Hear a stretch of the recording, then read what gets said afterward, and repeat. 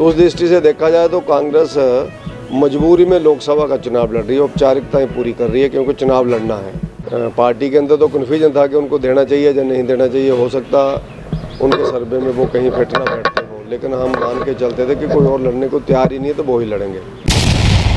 ऊना सदर से विधायक सतपाल सिंह सत्ती बीजेपी कार्यालय दीपकमल में हुए महिला मोर्चा की बैठक में विशेष रूप से कार्यकर्ताओं के साथ संवाद स्थापित करने पहुंचे।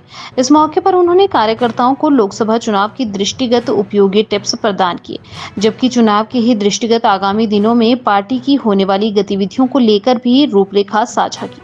बैठक के दौरान सतपाल सिंह सत्ती ने कांग्रेस को जमकर निशाने पर लिया।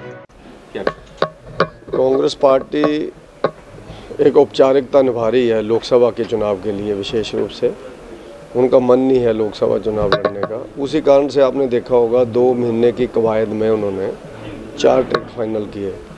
2 टिकट पहले फाइनल हो गए, उसमें भी अपने पार्टी के विधायक और पार्टी के एक मंत्री उनको उन्होंने टिकट दिया।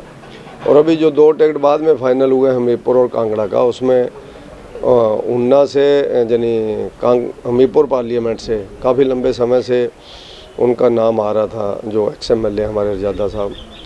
तो हमें लगता था कि वो ही लड़ेंगे क्योंकि पार्टी के अंदर तो कन्फ्यूजन था कि उनको देना चाहिए या नहीं देना चाहिए। हो सकता उनके सर्वे में वो कहीं फिट ना बैठते हो, लेकिन हम मान के चलते थे कि कोई और लड़ने को तैयार ही नहीं है तो वो ही लड़ेंगे।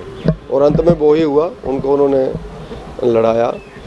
और जो कांगड़ा लोकसभा है, आप देख रहे हैं कि वहाँ से आनंद शर्मा जी, जिनका कोई लेना देना नहीं है हिमाचल प्रदेश से, राज्यसभा से सदस्य वो रहे जरूर, लेकिन कहीं भी कोई भी काम उन्होंने हिमाचल में नहीं किया। तो उस दृष्टि से देखा जाए तो कांग्रेस मजबूरी में लोकसभा का चुनाव लड़ रही है, औपचारिकताएं पूरी कर रही है क्योंकि चुनाव लड़ना है। तो उसके नाते जो जहां सतपाल रजादा जी को टिकट दिया गया है, तो अभी लोकसभा के अंदर उनके ध्यान में आ जाएगा कि किस तरह से भारतीय जनता पार्टी के मजबूत संगठन के साथ कांग्रेस पार्टी का मुकाबला होगा।